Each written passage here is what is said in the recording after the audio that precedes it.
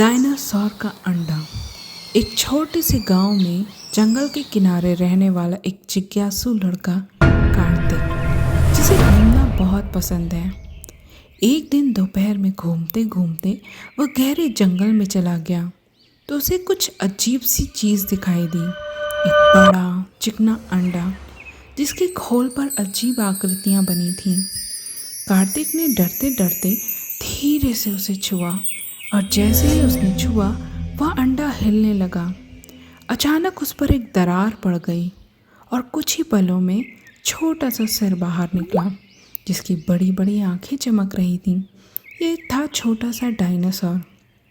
कार्तिक थोड़ा सा डर गया और हैरानी से उसे देखने लगा। एक असली डायनासोर, लेकिन ये यहाँ आया कैसे?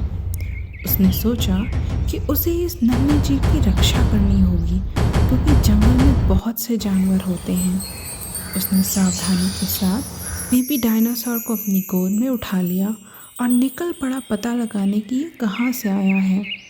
पहले कार्तिक जंगल से निकलकर अपनी दोस्त मीरा से मिलने गया जिसका घर जंगल के पास गांव के किनारे पर ही था। मीरा को पुराने जीवों के बारे में पढ़ना बहुत पसंद था। मीरा ने जब डायनासोर को देखा वो आश्चर्यचकित हो गई। ये छोटा सा डायनासोर, ये कहाँ मिला तुम्हें? ज़रूर ये पुरानी गुफाओं से आया होगा। लोगों का कहना है कि वहाँ पर कई रहस्यमयी चीज़ें छिपी हुई हैं। तो फिर कार्तिक और मीरा ने गुफाओं की ओर जाने का फैसला लिया।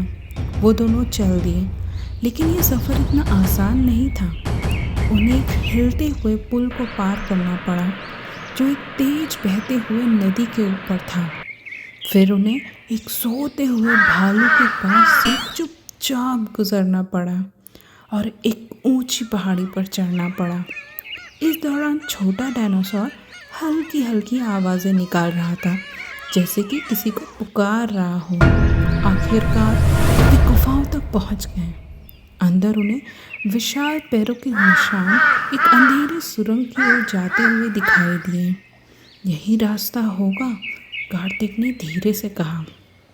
जैसे ही वे अंदर बढ़े एक गहरी गरज गूंज उठी। अचानक अंधेरे से एक विशाल बड़ा सा डायनासोर बाहर निकला।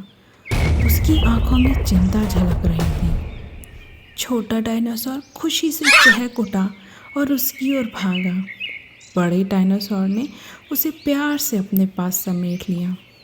कार्तिक और मीरा खुशी से मुस्कुरा उठे। हम सफल हो गए, मीरा ने धीरे से कहा। हमने बेबी डायनासोर को उसके घर पहुंचा दिया। और जैसे ही वापस लौटने लगे, बड़े डायनासोर ने धीरे से एक चमकता हुआ पत्थर मीरा और कार्तिक की ओर बढ़ा दिया। यह था धन्यवाद का उपहार। गांव लौटते समय कार्तिक ने उस पत्थर को कसकर पकड़ा, ये जानते हुए कि यह इस रोमांचक सफ़र को कभी नहीं भूलेगा। और उस दिन से कार्तिक और मीरा हमेशा जंगल पर नज़र रखते थे, ये सोचते हुए कि वहाँ पर और कौन कौन से रहस्य छुपे हो सकते हैं। अगर आपको मेरी ये कहानी पसंद आई है तो इसे लाइक करें और साथ ही मेरे YouTube चैनल को सब्सक्राइब करें। धन्यवाद।